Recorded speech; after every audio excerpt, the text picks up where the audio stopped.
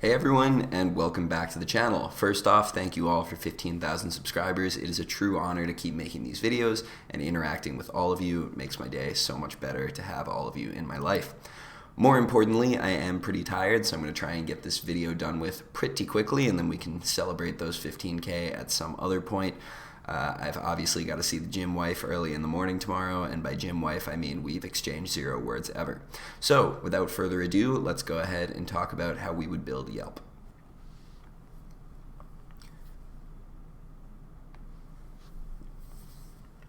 Okay, so today we're going to be talking about Yelp. Now just a warning, admittedly I'm pretty tired as I film this thing, so if I screw up, don't lambast me too hard in the comments. Going to do my best to do a good one here. So Yelp, if you are not too familiar with it, maybe you're operating in a country where Yelp doesn't exist, is pretty simple. Basically, it shows you a bunch of restaurants around a given location that you can pick, and then once it does that, you can click a restaurant and see the reviews on it. So for example, we've got a McDonald's near me, a Taco Bell near me, Jordan's Juicy Buns, an upcoming chain that has yet to open, and Panda Express, and you can see the reviews out of 5 on all of these guys. If I were to click one of them, I could then see what people actually went ahead and wrote. Cool. So let's actually go ahead and formalize some problem requirements. So the first thing is that, again, if I were to provide a location, for now I'm going to assume that would be lat long. Maybe you could click that somewhere on a Google map, or you could provide a zip code or something like that. We want to be able to find restaurants within a given radius. So, I go here, and now I want everything within a circle. Maybe this guy is 2 miles for a radius. Again, once we click a restaurant, we want to be able to read the reviews that others have posted on it. So that's easy enough. And then the biggest thing is that you also want to be able to post your own reviews for a restaurant. Obviously, I have to tell everyone how much I love Taco Bell. It is exactly why I am chunky right now. Okay, so again, another big thing to realize for this problem is because of the fact that we are mostly reading reviews on Yelp relative to the number that are written, basically we can prioritize the read path and we can deprioritize the write path. Now obviously it would be great if we don't have to make that decision, but keep in mind that with most of these problems, these types of trade-offs do come up and we want to be aware of them. Okay, so let's discuss some capacity estimates. So again, these are going to be pretty crude, but I'm going to do my best here. So I looked up basically the number of restaurants in the world, and to the best of my abilities, it seems to be on the scale or magnitude of around 10 million. It seems to be around 1 million for the US, so I think that checks out as well. And then let's imagine that there are around 100 reviews per restaurant. I did look up on Yelp in particular how many reviews they have, and I think these figures also are kind of in line. I saw around 20-something million, so I think it's reasonable to imagine we could have 100 million. So again, if each review is around 1,000 characters long, because people on Yelp just love to be so very wordy, that can be around 1,000 bytes. And so if we multiply all of those figures together, maybe we have 1 terabyte of raw review data. Now, of course, that is going to be a floor, right? We can have plenty of metadata here, plenty of other characters associated with these reviews. And so even though there is only 1 terabyte of metadata, I imagine that in reality it's going to take quite a bit more storage than that to actually store all of these reviews. Even still, maybe we could get away with one super large database node or something like that, but in reality we'll probably end up doing some partitioning, especially to future-proof this thing, and I can't imagine that your interviewer is going to let you get away without talking about partitioning anyway, so we'll talk about it. Okay, cool. So the first thing that we're actually going to be talking about is reading reviews. The reason I want to talk about this first is because I think it should be relatively simple. Reviews are effectively a CRUD operation. You submit them, and then you go ahead and read them back. So basically the idea is we're going to be reading reviews a lot more frequently than the number of reviews that are written. So we want to optimize for those read speeds. We don't really care that much about the write speeds. If I have to write a review and it takes a couple seconds to submit, no big deal. I probably submit one of those like once a year. Okay, so a quick database schema would be something like the ID of the author, the restaurant ID, the date of when I submitted it, the number of stars, and also the content itself. In terms of replication, obviously we do want fault tolerance of our data. And again, since we're not optimizing for our write speeds, I don't really feel the need to do anything complex here. I think single leader replication will make sure that we don't have to deal with any sorts of write conflicts, while also ensuring that we can still get the read speed boost of having multiple replicas. And of course, our data will be fault tolerant. So we're going to go with single leader here. For partitioning, we can just go ahead and do a hash range on the restaurant ID. The reason for this being that the one time we actually access these reviews is per restaurant. So we want to make sure that all the reviews for a given restaurant are on the same node. Again, because we're assuming there are around 100 reviews per restaurant, it's really not going to be the case that some of these restaurants are so hot that one partition in particular would be overloaded. I think if that were to be the case, we could always rectify this with the fact that perhaps we could use some caching to help shield our database partition from some of those reads. I don't think there would be a ton of writes because at the end of the day, the number of writes to actually review a restaurant is limited by the number of people that restaurant can seat. And so again, if there are a ton of reads, I think introducing a caching layer will help us a lot here, and we can talk about that in a bit. So if we are just going to talk about a quick database choice, again, performance is really not my main concern here. I'm more concerned with correctness and ease of use, and as a result, I think just using something like MySQL or any other type of typical relational database is going to be just fine for this particular problem. So go ahead and use MySQL. Let's move on. The next piece of this is going to be finding restaurants. Now, if you've watched my systems design concepts videos, this piece of the problem is something that you should be very familiar with at this point. I'm not going to go too in-depth to it. However, what I am going to do is give a general overview of how something like a geospatial index works, and if you want some more information on that, you can watch the dedicated concept video. So the main idea is this, right? We're looking for all the points near a certain x and y coordinate. In reality, it would be lat long, but x and y is going to be a lot easier for us to think about. So the idea right here is, imagine we've got this point, right? This is me, and I want to find everything within this circle right here. That's exactly what we're looking to do. So if we were using a typical database index, recall that what we can do is we can sort on one particular column of that database table. And if we want to do anything better than that, well, we can inner sort once we've already done that sort. So the issue here is that these values are not discrete, right? Like, we're not looking at 6.1, 6.2, blah, blah, blah, blah. We're looking at basically infinitesimally small differences in terms of your x and y coordinate. So basically the best thing that we can do with our database is say, okay, well, first, if we're looking from the range of x from 6 to 8, first we have to find all the points where x is between 6 and 8, and then from there we can find all the points where y is between 5 and 7. And so if we're using a typical database index where we're first indexed on x, what this is going to do is first return us all of these points where x is between 6 and 8. And now you might think to yourself, oh, well, this is easy enough. If we do an inner index on the y field, we're just going to be able to find the perfect intersection that we want right here. And the fact of the matter is that's not true, because keep in mind that y is only sorted per x value. And if all of these little points have slightly different x values, right? This could be 6.01, this could be 6.02, and on and on and on, then the internal sorting of y doesn't actually do us any good, and what we effectively end up doing is a complete linear scan through all of these points, and that's going to be expensive. Cool. So what can we do that is actually going to be a little bit better? Keep in mind that, it doesn't seem so bad when I draw out a small 2D plane like this, but in reality, this is like the entire, switched off my pencil, the entire length of the globe, right? You're taking an X range and then you're traversing the entire circumference of the globe. That's how expensive we're talking. That can be a lot of places.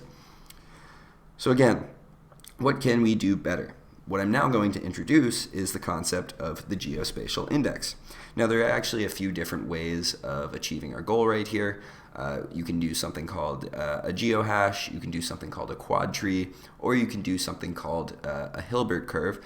But the general idea behind all three of those approaches, generally speaking, is that you're effectively trying to map out a 2D space as if it were just one dimension. And I'll explain how we're doing that. I'm going to show off the geohash approach in particular, but at least the quad tree approach is super similar. Okay, so let's imagine that we've got all of these boxes, right? We take our world, or our 2D plane of our world, and we divide it into a bunch of different boxes. And every single box has a bunch of inner boxes. So let's imagine that I take the 2D plane and I start by dividing it into 4 boxes, A, B, C, and D. The next thing that I'm going to do is I'm going to take every single box and in turn divide that into 4. And what I'm going to do is take all of those inner boxes, keep the prefix, right? So if we have box B over here, the inner box is going to start with B, and then I'm going to append A to it for the top left. And then I've got BB, and then I've got BC, and then I've got BD. And if I wanted to, I could even break this guy up even more, and this would be BAA, BAB, BAC, BAD.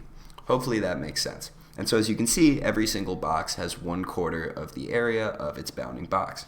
And so if we keep going through these boxes, arbitrarily smaller and smaller and smaller, so that now I've just got a little bit of a point over there, and I label that point with its own very, very small bounding box, that could be even a couple feet big.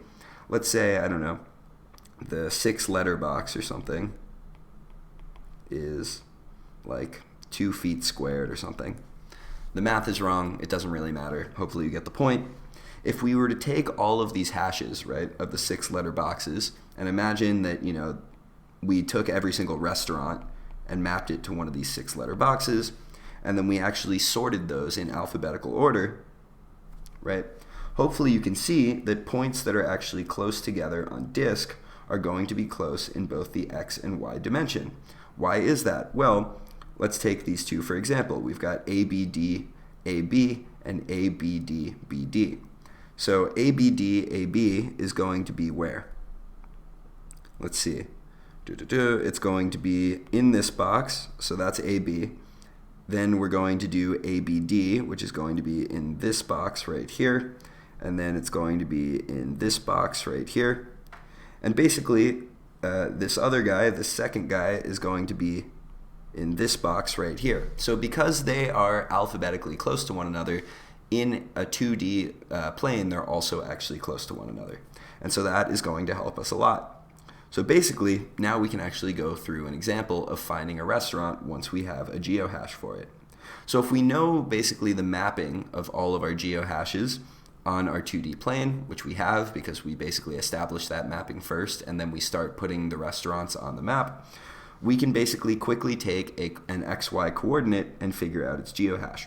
So in this example, we have 1.8, 0.5.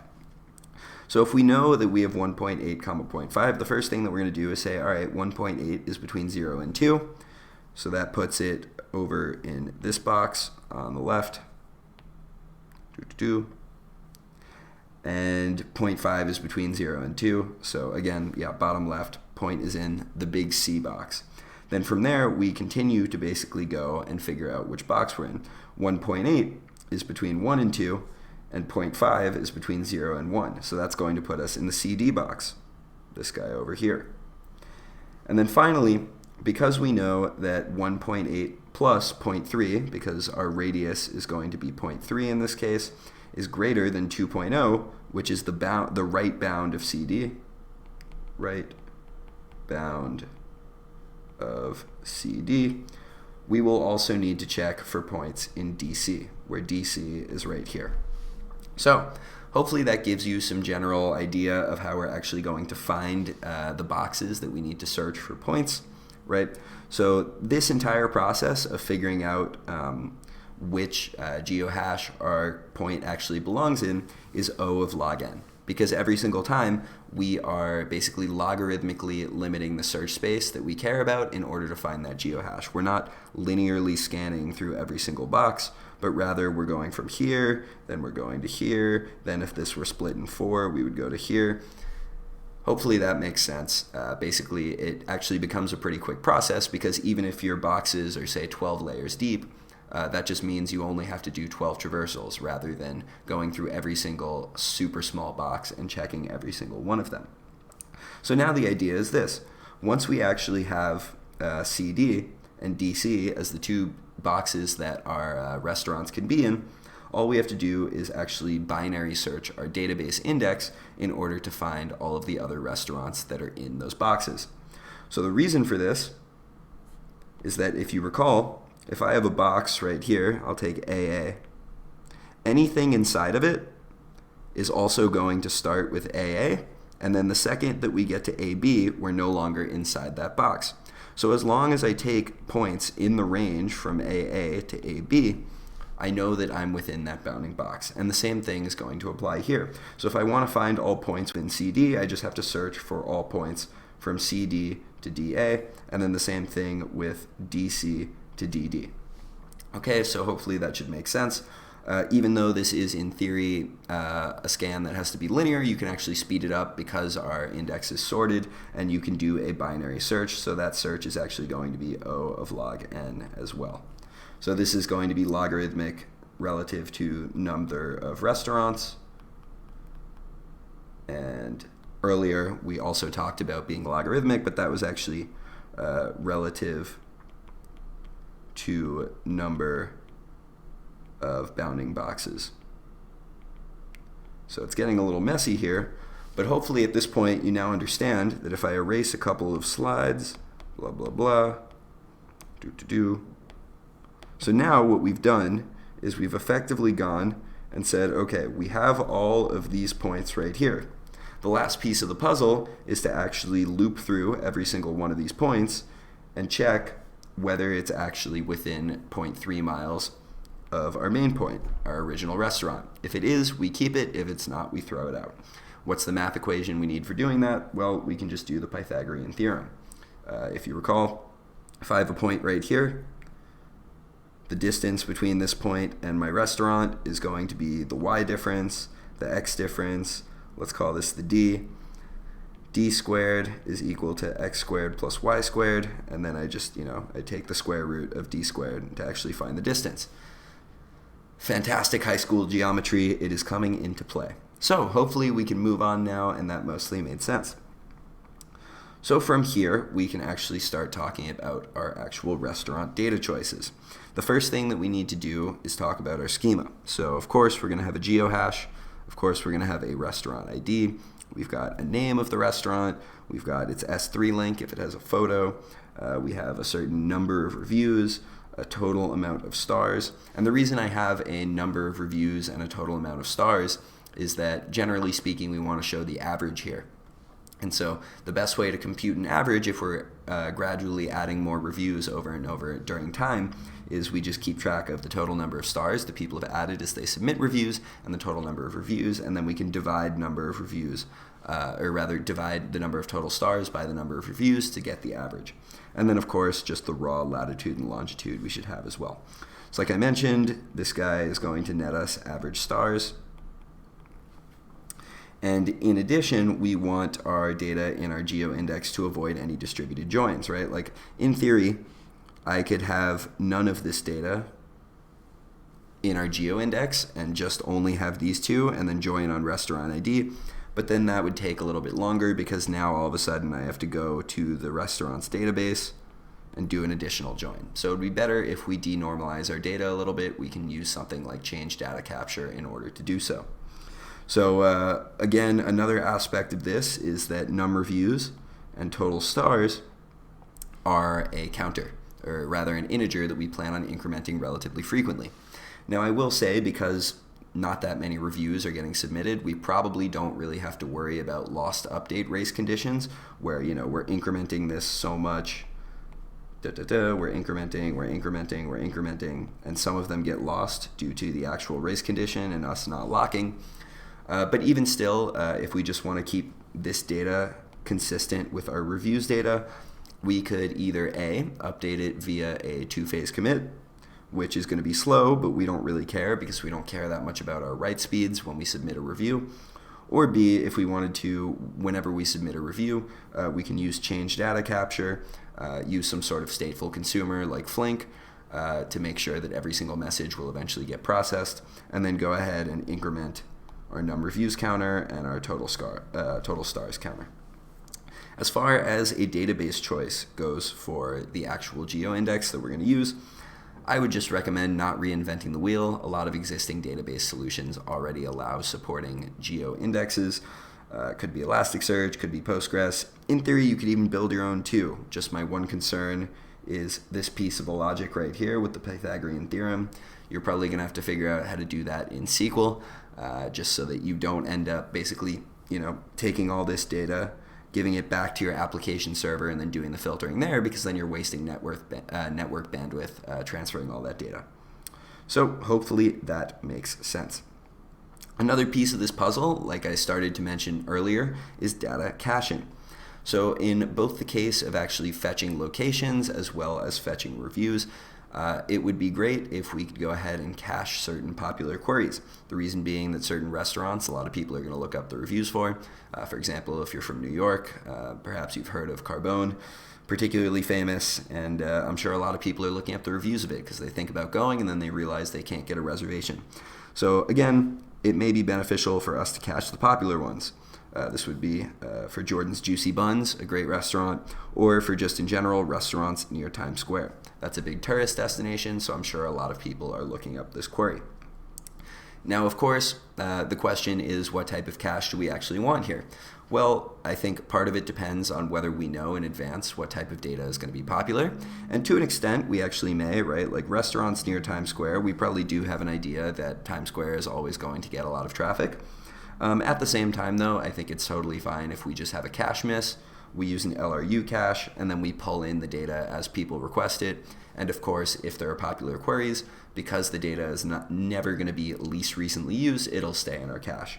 And so, if this is a popular restaurant, it would also stay in our cache as a lot of people query for the reviews of it.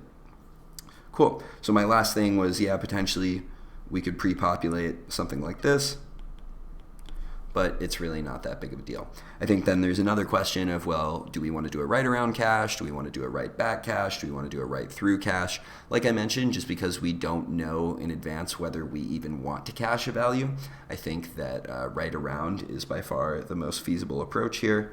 But I can see arguments for otherwise. Honestly, I'm not sure that I even can see arguments for otherwise. I think write around makes the most sense in this case. It is going to ensure that our data is going to use the database as the source of truth, and unlike a write through cache, it is not going to impact our write latencies. Okay, so the last kind of piece of this problem that is a little bit complicated that we can go ahead and talk about is going to be geo-sharding. So this always tends to come up with any of these geo-index, and it kind of results from the following problem. If you recall, basically all we want is that all of the restaurants in similar areas are on the same node. The reason being that, if I'm going to query for all of the restaurants near me, I don't want to have to hit 5 or 6 different partitions to aggregate all of that data. It would be great if I could just hit one. At the same time, it just so happens that, there are a ton of restaurants over here in New York, and there are very few restaurants, relatively speaking, per square meter over in Middle America. And so if I wanted to basically, evenly distribute these things per square meter, then I would run into hotspots in terms of the way that my partitioning is done. So we probably shouldn't do that. So ideally, what we want is every single node is going to have similar amounts of data in terms of the number of restaurants. And what we'd also like is that every single node is going to handle similar numbers of queries. And so, of course, these areas are going to be hotspots. This area is going to be a cold spot. If that's even a term, I don't think it is, but I'm making it up now. We can use it from now on. And so the gist is, well, how are we going to make sure that our load is balanced across all of our shards? So basically the methodology that I'm going to propose is as follows. First off, we definitely want to be partitioning by geohash range. The reason being that points that are close to one another as geohashes are close to one another in physical space. So if we randomly distributed our geohashes over partitions, again, we would have trouble getting good data locality on our queries. But if we keep similar geohashes together on the same nodes, we can make sure that we have that. On the other hand, if we do keep all of our similar geohashes together, it is going to be the case that certain very small ranges of geohashes are going to have a lot more data points. For example, New York City is very small, but that has almost 1/30 of the restaurants in America. At the same time, Middle America is pretty big, but that's going to have very few restaurants. So again, we're going to have to assign a smaller range to one partition and a much bigger range to a different partition, but eventually they'll probably actually get similar amounts of load. So we could do this with dynamic partitioning, and that can get pretty complicated in the sense that, if we're moving partitions around as our servers are actually running, that can get complex in terms of correctness. If we were to do that, We would probably have to basically, take a partition. We'd have to copy it to another node if we were using fixed size partitions. Then we would have to start replicating from one node to the other that we're copying to. And then eventually we could take our load balancer or zookeeper instance or whatever and basically modify our consistent hashing function to say that instead of having our writes point to the old partition, we would now have them pointing to the new partition. So that is definitely one option of something that we can do. I think this is just a general dynamic partitioning question of whether we want to do it during downtime or something like that, or should we just stop any writes from actually happening, use a distributed lock or something. I think there are many different approaches of doing this, and all of them have their pros and cons. Additionally, just as far as the actual calculation of which rows are going to go on which node, there are actually a bunch of libraries in particular with geohashing that can compute load for us, assuming we give them our data in terms of which hashes are getting accessed the most. I think Google in particular has one called S2. Okay, so how would we want to go ahead and partition our balances? How would we go ahead and balance our partitions? Like I said, I was getting tired. Well, if we graphed out basically the load per geohash or geohash range, the general idea is that we want it to be the case that every single partition is getting equal amounts of load. So imagine like this was the range representing New York City, and this was the range representing Middle America. And this guy is a little bit more popular over here, but it's still not as popular as New York City in terms of the number of queries. So maybe this is Chicago. And then over here, this isn't too popular at all. So maybe I'll call this like, Rocky Mountains area. And so the general idea is, well, if there's 100% load across this entire curve, ideally this would be 25%, this would be 25%, this would be 25%. And this would be 25%. So we would have to do some studying of load metrics, probably have a back-end engineer or performance engineer, someone doing an analysis on that. And then once we actually come to that conclusion, we can go ahead and rebalance our partitions accordingly. I would imagine for the most part that per region, these metrics aren't going to be changing that much. We just have to record them one time and then get it right from there. Cool. The last element of this problem is going to actually be dealing with search. We are going to want to search restaurants by name, and this is going to be pretty easy for us to do. We've covered search indexes enough in the past. We effectively just build an inverted index where we would take a search term like McDonald's, and then we would map it to all of the different restaurant IDs that are McDonald's. Number 1, number 20, number 45.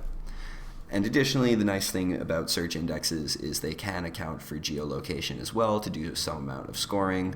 Another good thing if there are, say 500 McDonald's restaurants in the country, which there certainly are in this particular country.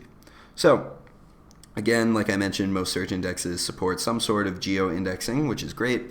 Unclear whether we want to use it for our main geo-index, but we certainly could.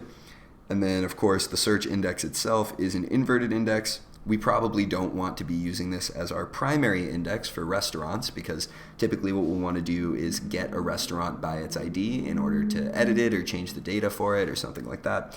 And so a search index which is inverted is not going to be ideal for that. So instead we should probably just make it some derived data, which at least to me tends to ring a bell in my head saying change data capture. And as you know, I am a flink sexual, and so we will show it off in the next slide. Great. So the final aspect of this puzzle is going to be showing off our little nifty design. So of course, if we've got our client over here on the left, the first aspect of this is going to be the write service. If I'm a client, what can I be writing? Well, the first thing that I can write is reviews. The second thing that I can write to is actually going to be the restaurants table because, perhaps I am a manager of a restaurant and I need to change the details of it. If we are writing to the reviews table, like I mentioned, let's keep it simple, use MySQL, shard on the restaurant ID, and we can actually take our change data and put it into a stateful consumer like Spark Streaming or Flink. The one reason I went with Spark Streaming here is because in the hypothetical event where you actually get so many different reviews that you're constantly updating this restaurants table to reflect the number of stars and number of reviews for a restaurant, Spark Streaming will actually perform mini batching as opposed to Flink, which handles every single event in real time, and it still has all the same guarantees as Flink in terms of processing all messages once. or at least once. And so as long as those updates to the counter are idempotent, we can always use like a last seen update key or something like that to make sure that we dedupe our updates there. Then we're good to use Spark Streaming. And so again, that's just going to increment the num stars and also the num reviews so that we can quickly compute an average for a given restaurant. The same thing goes for restaurants, though. The restaurants table is also going to lead to some change data capture. So assuming we keep this thing simple, use MySQL, shard on ID of restaurant in this case, and sorry, I should have listed that this is MySQL. Because again, I don't really care about the write latencies with the restaurants table. I just want to be able to read it a decent amount, and I just want to have an easy to use interface. The relational data model is easy enough. We're now going to do some CDC into our Kafka queue, which we need to use because it's a log-based message broker, so it's actually going to be compatible with Flink, which is going to be our next stateful consumer. And this guy from here is now going to make sure that A, our geo-index, and also our inverted search index, both of which we can have in Elasticsearch, are going to be kept up to date. From there, the last element of things is actually reading, right? We want to read reviews. We want to read nearby restaurants. And we also want to search by name. And so these are the three things that we can do. And whether it is the case that we're going to be reading reviews, or we're searching by name, or we're looking for restaurants near us, having an LRU caching layer that is basically just going to do this. We can implement this in Redis. And basically having some nice replicated caches, just making sure to take the most recent result and keeping the popular result is going to potentially speed up some reads for us. Anyways, guys, I apologize for being so tired and out of energy for this video, but hopefully it was still informative. As always, I will see you in the next one.